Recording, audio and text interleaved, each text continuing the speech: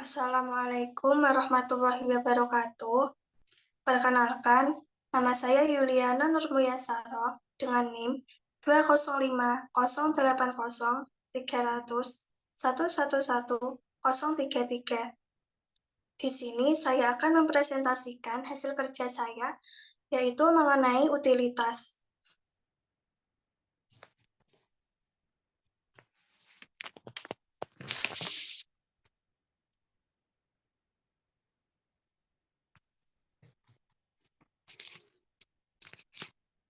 Unit utilitas. Unit utilitas merupakan salah satu bagian yang sangat diperlukan untuk menunjang jalannya proses dalam suatu industri kimia. Unit utilitas ini terdiri dari penyediaan air, penyediaan steam, penyediaan tenaga listrik, dan penyediaan bahan bakar. Next. Unit penyediaan air. Unit penyediaan air dalam suatu pabrik bertujuan untuk memenuhi kebutuhan seperti air umpan boiler, air sanitasi, air pendingin, dan air proses. Air umpan boiler. Air umpan boiler merupakan bahan baku pembuatan steam yang berfungsi sebagai media pemanas. Kebutuhan steam dihitung berdasarkan penggunaannya, misalnya digunakan pada reaktor, heater, stripper, dan reboiler. Kandungan bahan maksimal di dalam air umpan boiler dengan persyaratan sebagai berikut. Total padatan atau total dissolved solid sebesar 3.500 ppm, alkalinitas 700 ppm, padatan terlarut 300 ppm, silika 60-100 ppm, besi 0,1 mg per liter, tembaga 0,5 mg per liter, oksigen 0,007 mg per liter, kesadaran atau hardness yaitu 0, kekeruhan 175 ppm, minyak 7 ppm, dan residu fosfat 140 ppm. Selain harus memenuhi syarat tersebut, air umpan boiler harus bebas dari zat-zat yang menyebabkan korosi dan zat-zat yang dapat menyebabkan busa, di mana zat-zat yang menyebabkan korosi itu seperti gas-gas terlarut, yaitu O2, CO2, H2S, dan NH3. Untuk zat-zat yang dapat menyebabkan busa yaitu organik, anorganik, dan zat tak terlarut dalam jumlah yang besar. Untuk memenuhi persyaratan tersebut dan mencegah kerusakan pada boiler, sebelum digunakan air umpan boiler harus diolah terlebih dahulu melalui demineralis dan deaerator. Demineralis ini untuk menghilangkan ion-ion pengganggu dan deaerator untuk menghilangkan gas-gas terlarut.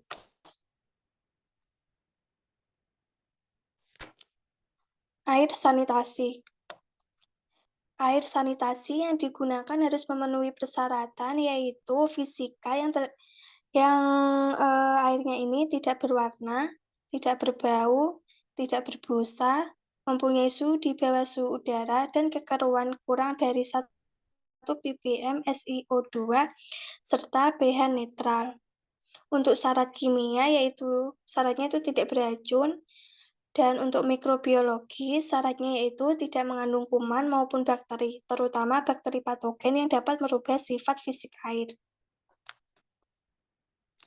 Untuk jumlah air sanitasi yang dibutuhkan dihitung berdasarkan kebutuhan sehari-hari, yang kedua kebutuhan pembersih alat proses dan lantai, yang ketiga kebutuhan air pemadam kebakaran dan taman, yang keempat yaitu cadangan sebanyak 20% dari kebutuhan air. Next. Air pendingin. Air pendingin digunakan untuk peralatan-peralatan yang memerlukan pendingin seperti kondenser, cooler. Dari total air pendingin yang diperlukan diberikan faktor keamanan sebesar 20%. Untuk air proses biasanya ini air yang digunakan untuk keperluan pengenceran atau pelarutan. Next. Pengolahan air. Untuk memenuhi kebutuhan air proses, air sanitasi, air pendingin, dan air umpan boiler biasanya itu menggunakan air bawah tanah dan air kawasan. Jika menggunakan air permukaan atau air kawasan itu harus dilakukan proses pengolahan terlebih dahulu. Pertama yaitu air sungai dipompa menuju bak sedimentasi yang berfungsi untuk mengendapkan lumpur yang ikut. Dari bak sedimentasi ini dipompa menuju ke bak skimmer untuk memisahkan kotoran yang mengapung. Selanjutnya yaitu air dipompa menuju ke rivier untuk diendapkan bahan tersuspensi dengan cara koagulasi dan flokulasi dengan penambahan alum sebagai zat koagulan dan diadakan pengadukan dengan kecepatan tinggi supaya alum dan air ini dapat tercampur secara homogen. Setelah terjadi proses koagulasi dan flokulasi, maka flok yang terjadi diendapkan di dalam clarifier tersebut. Air yang masih mengandung flok ringan ini keluar secara overflow dari clarifier. Yang selanjutnya dialirkan menuju ke sand filter, ditampung di dalam bak air bersih dan diolah lebih lanjut sesuai dengan fungsinya masing-masing. Pengolahan air pada air sanitasi, yaitu air dari bak bersih dipompa menuju ke bak klorinasi untuk ditambahkan disinfektan klor Cl2 sebanyak 1 ppm yang diinjeksikan langsung ke dalam bak klorinasi. Yang selanjutnya, air dialirkan dengan menggunakan pompa siap untuk dipergunakan sebagai air sanitasi. Yang kedua yaitu pengolahan air umpan boiler, di mana pelunakan air boiler yang dilakukan dengan pertukaran ion di dalam demineralisasi ini terdiri dari dua tangki, yaitu tangki kation exchanger dan anion exchanger. Kation exchanger yang digunakan adalah resin polistiren phosphonate dan anion exchanger yang digunakan yaitu polistiren based. Proses demineralisasi dengan cara air dari bak air bersih dialirkan dengan pompa menuju kation exchanger untuk menghilangkan ion-ion yang dapat menyebabkan kesadahan.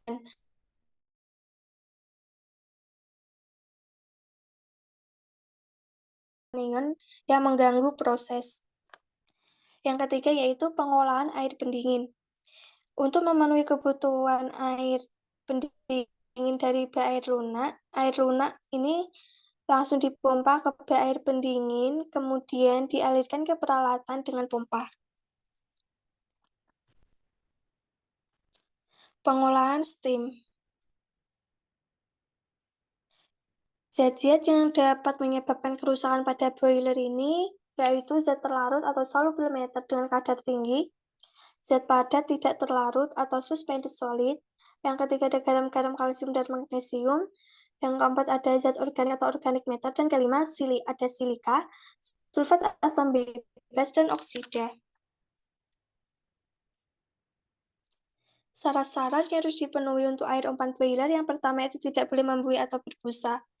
Karena busa ini disebabkan oleh adanya solid matter, suspended matter, dan keabasan yang tinggi. Kesulitannya dihadapi dengan adanya busa itu seperti kesulitan pembacaan tinggi likuida dalam boiler, dan buih ini dapat menyebabkan percikan yang kuat yang mengakibatkan adanya solid-solid yang menempel dan mengakibatkan terjadinya korosi dengan adanya pemanasan lebih lanjut. Untuk mengatasi hal ini, perlu adanya pengontrolan terhadap adanya kandungan lumpur, kerak, dan alkalinitas air umpan boiler. Yang kedua yaitu tidak boleh membentuk kerak dalam boiler, di mana kerak dalam boiler ini dapat menyebabkan terjadinya isolasi terhadap panas sehingga proses perpindahan panas ini terhambat. Dan kerak yang terbentuk ini dapat pecah sewaktu-waktu yang dapat menimbulkan kebocoran karena boiler mendapat tekanan yang kuat. Yang ketiga yaitu tidak boleh menyebabkan korosi pada pipa, di mana korosi pada pipa ini disebabkan oleh keasaman atau pH yang rendah, minyak, lemak, bikarbonat, dan bahan organik seperti gas-gas H2S, SO2, NH3, CO2, O2 yang terlarut dalam air. Next. Penyediaan listrik. Daya listrik yang dibutuhkan dalam pabrik berdasarkan pada jumlah kebutuhan pada peralatan proses seperti motor pengaduk, penggerak konveyor, penerangan, dan kebutuhan lainnya. Untuk menghitung jumlah daya listrik yang dibutuhkan dengan cara merubah dari V channel menjadi KW atau HP itu menggunakan persamaan berikut, yaitu 1 kW itu sama dengan luas yang diterangi atau V channel per efisiensi utilitas dikali efisiensi penerangan per 19.100. Next.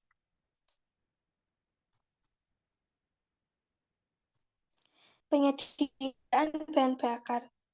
Bahan bakar yang digunakan di dalam pabrik untuk pemanasan di dalam boiler dan generator itu menggunakan diesel oil. Berdasarkan pertimbangan sebagai berikut, yaitu harganya yang relatif murah, mudah didapat, viskositasnya semakin rendah sehingga mudah mengalami pengabrutan, mempunyai heating value yang relatif tinggi, dan tidak menyebabkan kerusakan pada alat-alat.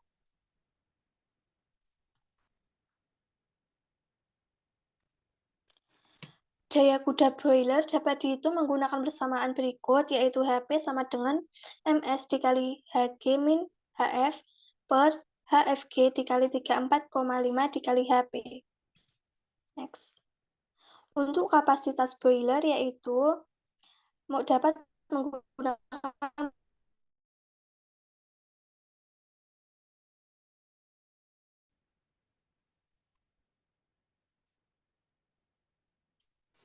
untuk faktor evaporasi yaitu dapat menggunakan persamaan berikut, yaitu Hg min Hf per 970,3. Untuk kebutuhan bahan bakar dapat menggunakan persamaan berikut, yaitu Ms dikali Hg min H per EFF kali Hv. Next.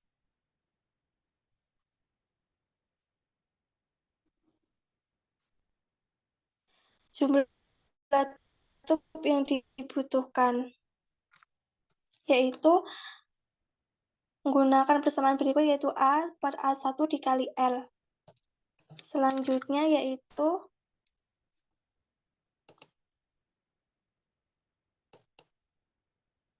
kebutuhan listrik untuk penerangan menggunakan persamaan berikut, lumen per 0,8 dikali 0,75 dikali 1 per 19.100. Next.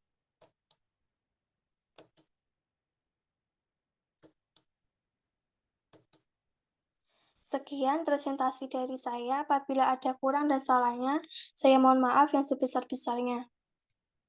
Wassalamualaikum warahmatullahi wabarakatuh.